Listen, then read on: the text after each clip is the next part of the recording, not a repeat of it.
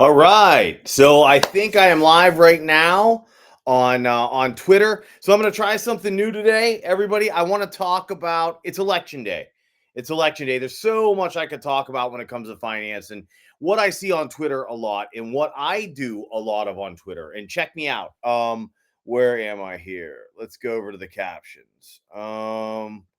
There we go. Let's pull that up. So on Twitter, I am DerekInvests. My email is dmiller@prometheaninvesting.com. Let's wait to see if someone shows up.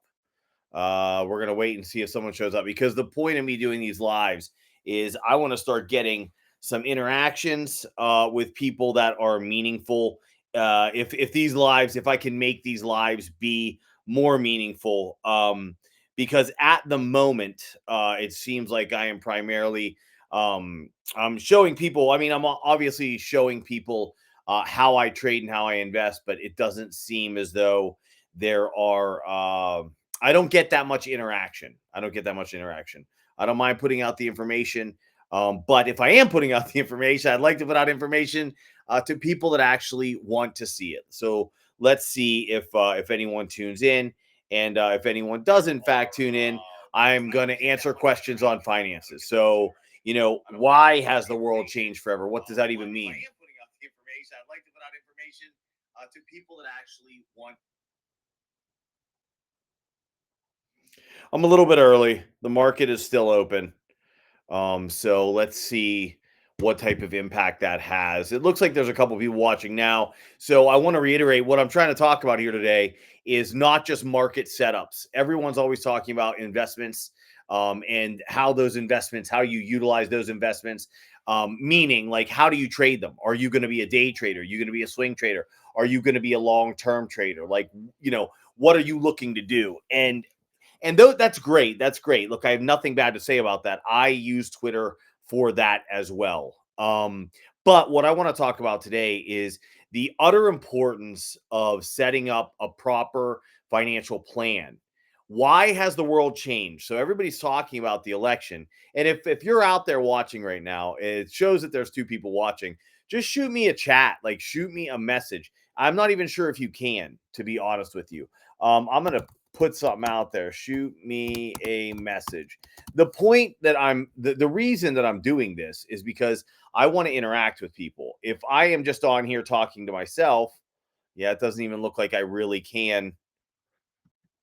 All right, I'm going to go on to my Twitter and I'll tell you what, it doesn't look like you can send messages from here. It doesn't look like you can chat. And that is the point of all of this. So let me jump onto my Twitter. So, the couple of you that are actually watching this and are interested, what I want to talk about is how the world's changed. How's the world actually changed? Well, the world's changed in a lot of ways, but financially, the way it's changed and the way I talk about it with everybody is the multiple now to survive is far different than it used to be. So, like, what's the multiple? What multiple am I talking about? I'm talking about the multiple of income to whatever it is that you're buying. So we can live in fantasy land and pretend that inflation's under control and we can pretend that something's been fixed. But the fact of the matter is this: there was $1.5 trillion stolen. They made up COVID and that whole bullshit debacle in order to take that money. And then he called it the COVID relief fund. The fact of the matter is that was just a way for the people that are in charge to profit, to put money in their pockets. And they used it through pharmaceuticals. Back in 2008, 2009, it was called the bank bailout. That was 887 billion, right? So the amount of theft has to go up because inflation does increase. Now, the problem we have now, us human beings on that live on the earth and that are not involved in all of that scandalous stuff, is that our income versus what it takes to buy something, it's just getting further and further apart. Now, there's tons of this online. I don't want to beat anyone's ear in about that, but because of the fact that it costs, let's say the average house right now is $350,000. The average house is 350. And that's BS. Most homes you're looking at $500,000. The average person still thinks six figures is a good income. I mean, that's just the way that goes. You can look on like, I make 500,000 a year. I make 350,000 a year. Look, quit lying to the camera. All right. It's not serving any purpose. Everybody claiming that they're in this upper echelon of income is you're burning us all, because then people begin to believe that it's true, and it's not true. Right now, if the average income is it's the average person considers six figures a high income. If the houses are costing 500,000, that's a multiple of five, right? So it takes five times your income to buy a house now. I can tell you, my father-in-law, who was, I'm in my mid 40s, my wife is too, and her dad was quite a bit older than her. So, this probably does go back to the generations of the 70s and 80s. But I can tell you exactly what he made, and I can tell you exactly what he paid for his house. So I'm from Pittsburgh, Pennsylvania, born and raised, proud of it. And where I was raised in Pittsburgh, it's a steel town in general, but where I was raised, which is in the Aliquippa Hopewell area, that was absolutely like a steel town hub, right? So many steel jobs there, it would blow your mind. And I know that my father-in-law was making $48,000 a year. That's what he made per year. Okay. Now, the house that he purchased and, that he died in, he lived there his entire life, 3,000 square foot, cost him $52,000. That is just about the cost of his home was just about what he made per year. Okay. Now, as you move forward, obviously, that just gets worse and worse and worse and worse. And it is not even denied anymore. It was ABC or NBC or one of these news sources. Hi, buddy. That's my son. Lock that door for me. That is one of these news sources that's trying to pretend to you that life hasn't gotten. Hi, buddy. I see. I am working. Cute kid. So one of these news sources that is typically trying to pretend that the economy has been doing well, that we're doing well, that this has been an amazing presidency, that everything has gotten better. Even them, they're spinning that story every day. Look on your Apple News. One of their lead articles today is that we are at historic levels of the age of new home ownership and the manner in which the homes are being purchased. You used to have EMTs, people that, so you worked, you saved lives all night or during the day, or you rescued, someone from some dire situation. You're a lifeguard, you're a police officer. These people, I wouldn't say necessarily that it was ever just easy for them to buy homes, but if they were intelligent and they planned properly and they did everything right, when they got into their late 20s, they were buying homes. The average age to buy a new home right now is mind-blowing and staggering, and it's 38 years old for first-time home buyers. And guess what? They also cited in that article that it was money received through inheritance. And they specifically talk about the fact that if you are an EMT or you are a police officer or you're just, you just have a regular job. Regular jobs. If you have a regular job, you will never be able to afford a home. Never. That's outrageous. Now, we've identified the problem, right? So you can get mad about the problem. You can get angry about the problem. And I can too. And the way you show that anger, if you really care, is your local elections. A presidential election. I mean, come on, guys. You really think that what you're voting for is the president of the United States? You want to change something. You got to change it locally.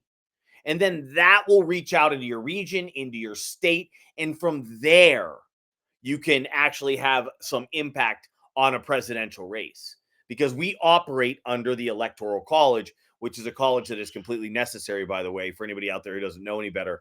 Otherwise, people that are in places like Iowa, Alaska, kind of sparsely populated areas, they'd have no say-so whatsoever in how this country's run. So you have to have an electoral college, but you also have to understand how that electoral college works. So you're out there voting and you're so mad, it's like Kamala Harris. Now, I will admit to you without any hesitation whatsoever that I would never, ever vote for the current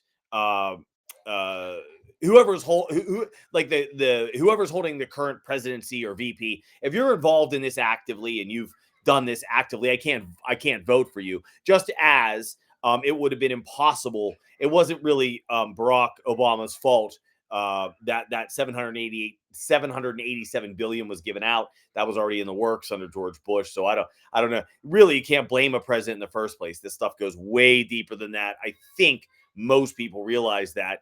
But I could never ever vote for someone that had something to do with our current administration. I mean, that's absurd. That's crazy. I wouldn't even entertain it. Everything else is road noise behind that. Either you're sitting in the upper echelons of society and you're pretending that these tiny kind of like what you think about, I'll use the word woke, the woke ideology. If you think that matters, the average person right now, you're stoned, right? And what I can tell you is this is a brilliant time for people. They just don't realize it. And like me, I speak passionately, right? But I'm never angry. I am not angry, but I do speak passionately. And the one thing you can take from all this, well, there's a couple of things you can take from all this. And the first thing is this: you've got to learn about your investments. So to learn about your investments, you have to have a proper financial plan. You have to plan appropriately. You have to know how to set up a plan. You have to understand how Wall Street works. You have to understand how the US stock market works. You have to understand proper risk management, proper cash management, right? Proper investment management. You have to know how much money you should be saving to get to the goal that you want to reach. All right. And then once you have that whole plan established, you know what to save, and you've looked into asset allocation, now you understand what the asset classes are and how they work and why they move the way they move, and the fact that it does look like they jump from high to low to middle. And so now you have a basic understanding of asset allocation. Now you move into the next step. Now, what's the next step? Well, the next step's pretty simple. The next step is the obvious. So now you have your financial life set up. You have to start optimizing your investments. Now, this is the biggest problem that I see today, everyone. This is the biggest problem. And I apologize that nobody can message me and I can't message anyone. I am on Twitter, and for some reason, when you're live on here and I'm looking at it, I just don't see any messages. But if you could like this live or shoot me a DM or whatever, I will answer any questions that you have. Outside of that, I don't really have the ability to do that. I don't even think I can go live directly from Twitter. Let me see. I don't even, yeah, there is no way to even kind of go directly live from here. So I'll have to figure out what to do. I typically pre-record my lives and upload them, but what I really wanted was I wanted some interaction.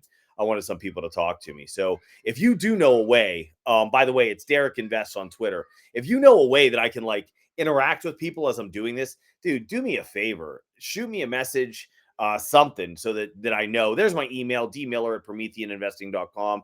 In fact, I'll pull that down for a moment here. But yeah, if you would shoot me an email or shoot me a message on Twitter so I can figure out how to interact with people.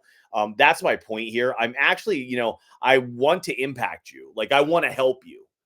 Okay, so let's get back to the subject. The subject is, once you have a financial plan set up, you should figure out how to optimize your investments, because let's face it, asset allocation, it's not that asset allocation has any faults, as in like, look, here's what's majorly wrong with it. It's just a silly way for you to utilize all this money. So you've saved all this money, you've planned appropriately, you're doing all these things right, yet you have no idea when a bear market's going to show up. I'm not talking about the guys out there that are looking to day trade, by the way. They're in there every day. They're making 10 trades a day, 15 trades a day. I'm not talking about those guys. For those guys, their financial plan can get blown out by having a bad week. And it can get blown out in either direction. Like they can destroy their savings or they can make 10 times their money. Swing traders, really, really close to the same. I mean, that's just the truth. A swing trader is very close to that as well. It's like, yeah, they can blow that plan out. They can, or like in either direction, right? They can blow the plan out to the south. They can blow the plan out to the north. But for those of you out there who are like, look, I have a job that I want to do, that I enjoy doing. I want to understand my finances. I want to understand my investments. I see the need for that. I get the importance of it. But how do I optimize that? What do I do? Well, listen, and this is just the way it goes. You don't need a financial advisor to do that stuff. That you don't need a financial advisor to do that. You don't need someone to sit down and ask you some very, very basic questions about yourself, create a financial plan, and put an asset allocation model into place that you could have done on your own inside of, if you spend a few hours learning, you'll put together an asset allocation model that makes sense for you and lickety split. And the fact is, a lot of advisors will tell you that, look, the benefit you have with me is I'm not going to allow you to make emotional mistakes. Well, let me tell you something. I was a financial advisor for 15 years, and let me tell you how that really goes. When the clients call in and they're erratic, unless you actually understand how markets move, which I did, but I was rare. I promise you, I took the time to learn and I was rare. But unless they understand that, then when you call in and say sell everything or buy everything, they're going to do it. They're going to do it because they're there. They have to keep you happy. They have to keep you happy because you're their income. The world's gone on to this like new fee-based platform, right? And the idea of a fee is like, look, this guy's not going to churn your account with investments. He's not going to buy and sell stocks that don't make sense. He's not going to do this. He's not going to do that. And look, when you make money, he makes money. So he wants you to make money. All of those things are 100% true. That's all true. It absolutely is. And do you know what else is true? He also has no real incentive to take any risks with you. He has no incentive to learn about what's going on in the economy where maybe he can bolster your account. They're not really. You have $5 million with a guy. He's charging you a percent a year. That means he's getting 50,000 a year, right? He turns your account into 5.5 million. You made an extra 500,000. He made an extra 5,000 a year. Do you know how much work would go into that? I mean, do you? To produce an additional 10% above and beyond whatever an index does, do you know the level of work that would have to go into that for that $5,000? Because that's all it is to him. And I have news for you that they don't do it. It doesn't, they are not financially incentivized to do it. These guys aren't bad guys. They're doing their job, believe me. But let me ask you, like, let's just be straightforward. If you're that guy and you're making a percent on someone's assets, are you going to spend your time doing that? Or are you going to look for another $5 million account? So if he adds an additional 10% to your account, that's $500,000. That means he just added $5,000 a year to his income. If he gets another $5 million account, that's another $50,000 in income. So from a selfish perspective, or just a business perspective, just a business-minded perspective, what's the guy going to do? He's going to go find another $5 million account. I promise you, he's not going to waste his time trying to bolster your account 10%. Now, that 10% could be life-changing for you, but that doesn't mean anything to him. It just doesn't. All right. And so I teach a lot of things in my one-on-one courses. And a lot of people come to me and they don't have a financial plan put together. And I tell them, when you work with me one-on-one, that's expensive. Okay. Because I'm teaching you how to invest, how to identify tops, how to identify bottoms, when is a good buy point, when is a good sell point, how can you choose price targets, how do you know what time frame things are going over. Now, it took me 25 years to gain the knowledge that I have. So working with me one-on-one to do those things is expensive.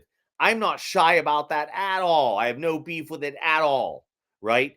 Because the fact of the matter is, if you're trading $500,000, $1 million, if you're trading $100,000 and you avoid 150% bear market by working with me, if I charged you $40,000 one time, that means you gained 10,000 on the first time you avoided a bear market. And every time after that is all profit to you. That wasn't an expensive venture. Now, that's not what I charge. That's not the point. That's 100. I can prove to a guy with 100 grand why he should work with me, even if I was charging double what I charge to work one-on-one. But what I really want to talk to you about today is why I don't charge that to set up financial plans. And I'll tell you why. Because most of the work has to be done by you anyway. So before you even get to a point where you want to optimize your investments, you're going to need to optimize a financial plan. What does that mean? Well, that means you're going to have to get to know yourself pretty well. All right. So you know how much income you make. And like, let's just use some fake numbers. Wait, I'm going to grab my water here.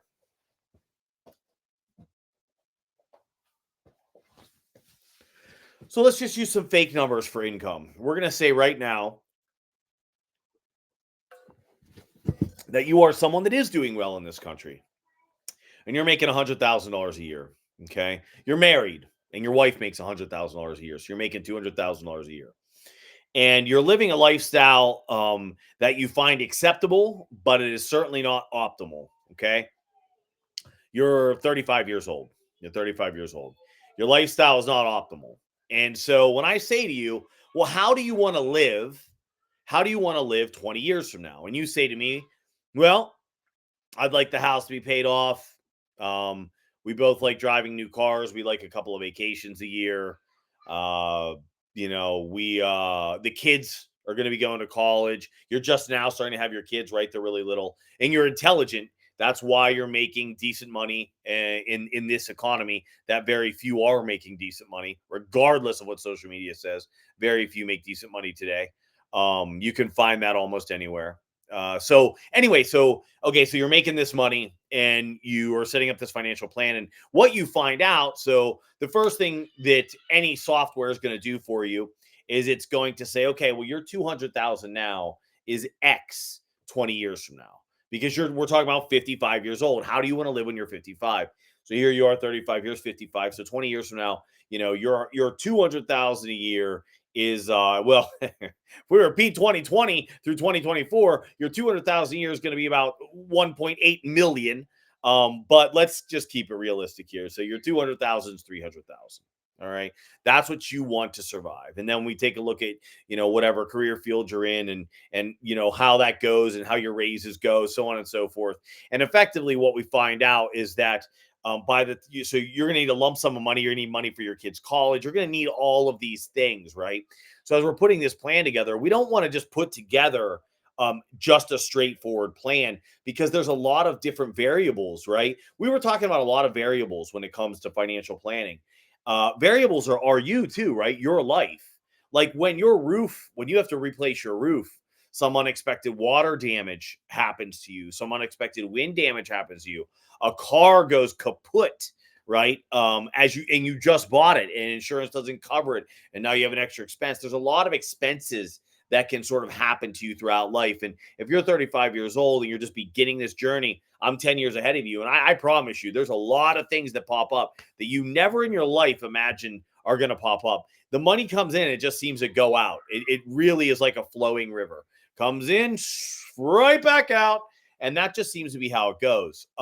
So we have those variables, and a lot of that's uncontrolled. And something else that's really uncontrolled is the stock market, how the stock market's going to move over the next 20 years. So you can say, well, let's look at the previous 20 years and then assume that the market's going to move in that manner. I don't think you should. There's a lot of new introductions that have happened here recently, and one thing that's happened is a lot of the AI and the machine learning. I can tell you what it does in markets right now. I don't know what the outcome's going to be, but I can tell you what happens right now, and it just creates these, as the market's rising, which is what the market always does. The moves down now, your corrections are so fast and swift that, and I don't know that this is going to happen, but they're so fast you could barely catch them. If you're day trading, you'll catch them because you're watching the flows and movement every single day, right? So you'll catch them if you're day trading. But if you're not day trading, those moves are going to happen so fast that you're not going to know what hit you. Next thing you know, you're down 35%. You're not sure what to do. All right. And this is where nervousness comes in. Now, that may not happen at all. Okay. And the last 20 years may repeat themselves. Now, another thing that can happen is whole new cycles that we've never seen before. This is why something called the Monte Carlo simulation is so important. So, in financial planning, you want to use a Monte Carlo simulation. What's that do? Well, it basically takes like 1,000 human lifetimes and it scrambles it all up. So just imagine it to you, and you've lived 1,000 lifetimes. In this lifetime, you had a bull market. In this lifetime, you had a bear market first, a bull market last. And this lifetime, you had a bull market first, a bear market last. It just mixes up all the bull and bear markets throughout 1,000 lives, okay? And what comes out of that is a percentage of success. So it's like, so think of it this way. It's like 800 times that you lived with the plan you've put together, the amount of savings, the IRA, the Roth IRA, the saving for the kids' college, 800 times in your life, that has worked out so that you met every single need you had. In 100 of those lives, you came up short 10 grand a year, right? In 5 of those lives, you came up short 30 grand a year. And in another 5 of those lives, you completely failed. Now, you can imagine that the failure life is probably that the markets have collapsed.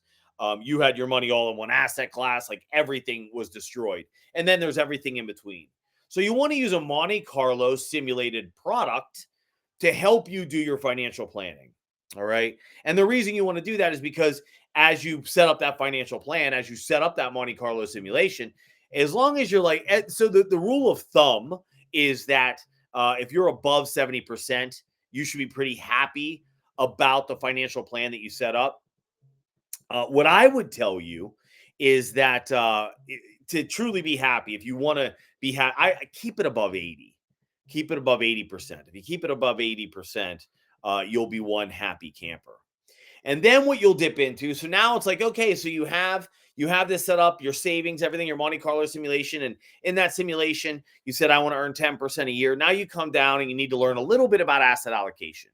How should you be allocated at 35 years old so that you're making 10% a year and you can start withdrawing at 55, so on and so forth? And so you'll need software that takes you through the asset allocation. And then you'll need to learn how to set up an account at E-Trade if you don't know. It's pretty simple, but it's something that being walked through helps. And then you want to say, okay, how do I put my money in there?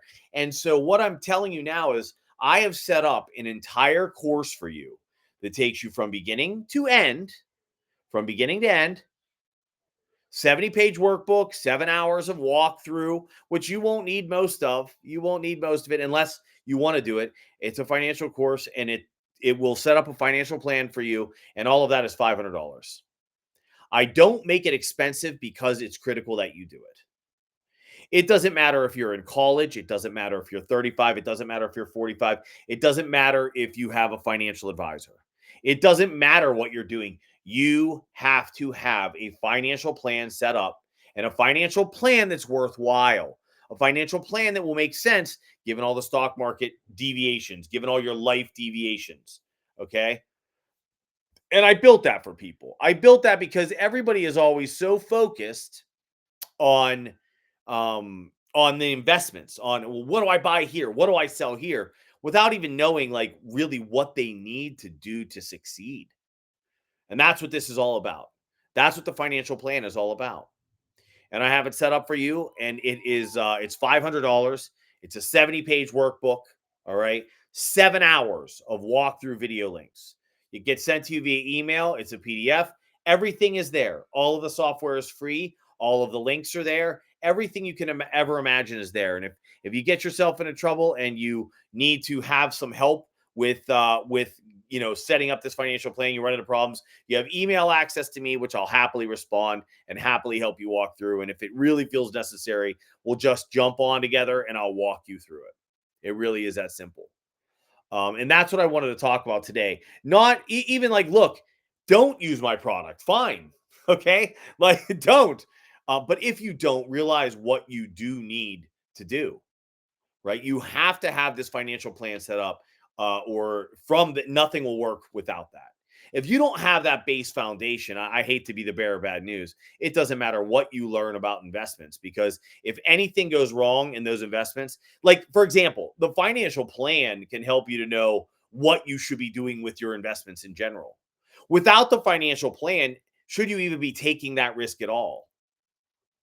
Remember something about the market, everybody. And this is from somebody who's been doing this for 25 years. I consider myself very good at reading the market in the intermediate and long term. Okay. At the intermediate and long term, I consider myself a master. Okay. I feel that I know what is coming, when it's coming, why it's coming, and where it's coming from. In the day to day, the day trading, day to day action, I'm not a fan of doing it. In fact, a couple of months ago, I thought, I've never done it as like for a career. I never wanted to be a day trader. It never interested me, but I jumped in and did it. And I'll tell you what, I made 50% in my first month. And I'll tell you something else. I hated every minute of doing it. I don't want to sit in front of a screen and work that way. Okay. I would prefer to have less performance. To do 20% a year means you're doubling your money every 3.5 years. So if you start off with $500,000 and you're earning 20% a year, in 3.5 years, you'll have 1 million. 3.5 years, you'll have 2 million. 3.5 years, you'll have 4 million. 3.5 years, you'll have 8 million. And that's just 20%. And what does it take to earn this 20%? if you have a proper financial plan set up that you're working from, and you learn a little bit about the markets from someone like me, it doesn't take a lot to avoid bear markets. And that really is the key to the whole thing. If you know when to be nervous, and the general public and retail doesn't, but if you know when to be nervous, right? And you know when to be excited, which is literally the opposite of everything you read online every day, the opposite of everything any news source ever tells you. If you know when to do those things, earning 20% a year, especially if you're a retail trader, is not a difficult thing. And, a lot of people say, well, if it's not difficult, why does the average hedge fund manager, why does the average fund manager have a hard time keeping up with the S&P? Well, let me tell you something. Laws, regulations, that's why. If you run a growth fund, if you're a growth fund manager, you have to buy growth stocks. And whatever it says in your like bylaws, like you have to be 90% invested in growth stocks at all times. You have to correct any imbalance within one quarter. It doesn't matter if that guy sees the greatest bear market in history coming up. He has to stay 90% invested in growth stocks. I mean, do you know that? How can you do better than he can? Well, you can learn to see a bear market before it gets here, and then you can actually get out of the way. No law says you have to sit through it. There is a law that says he has to sit through it, but you certainly do not. All right, I'm going to jump off now. It looks like I've had 8 viewers pretty much the whole time. I don't know how real that is. I don't know if I've received any messages or any likes or anything like that. I don't think so. I'm not sure. But all the same, I want to give this a try. I want to try it over the next couple of weeks and see if I can get the feet moving, if I can get people interested. Because what I really like to do is talk to you about your life, what you're doing, and how I might be able to help you. Okay. Through financial planning and through investment planning, because that's what I did my entire life. My entire life was financial planning and investment planning. I mean, unlike most advisors around me, I did take the time to learn. I wanted to learn. I thought it was exciting. For me, I would rather have made my clients the additional 10% and actually like did what I set out to do for them. For me, that was more important than bringing in new assets, which is probably why I decided to get out of the business. Because once I realized the model was actually set up for me just to continually like gather assets, I didn't want to do that. And I'm not saying that's a bad thing. Not me. I didn't want to do that. And that model wasn't designed for someone like me. Right. So it just didn't make any sense. Okay. I'm going to go over and I am going to jump on to my Twitter right now. And I'm going to go live over there in about 2 minutes. Do I have my Twitter over here or my Twitter, my LinkedIn? I don't have it over here. Here, so linkedin.com/in/on. Wait, did I spell that right? Yep, honest dash trader.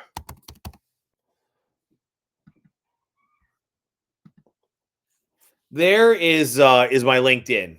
So you can head over there now. I'm going to go over there right now. I'll be there in about 5 minutes. Use the restroom, fill up my water. I'm going to head over there, and I'm going to start talking a bit more. I'm going to try to get some interaction here. I want to find a place that I can actually chat with people, and I can talk about finance in a meaningful way and in a way that might impact you personally, even because that's my goal here. I want to give my opinion on things, give my advice on things. What do I think you should be doing? So we're in this new world. We're in a world that's far more expensive. Not going to do any good, guys, anymore to save up. Just get your job, save your money, and then put it in some asset allocation model. That's not going to work. That's not going to work moving forward. All right. We just talked about it. 40 years ago, my father-in-law bought a house for about what he made a year. Now you're buying a house. If you're doing well, I'm not just talking about your average person. If you're doing well, buying a house right now is about 5 times what your annual income is. That's a huge disparity. You can take that knowledge and be pissed off, or you can take that knowledge and start figuring out, what do I do to be able to make the money to get there? Because let me tell you something, 80% of baby boomers' wealth came from their home. All right, I'm going to head over to LinkedIn. If you want to join me, here it is. Head on over. I'd love to see you there.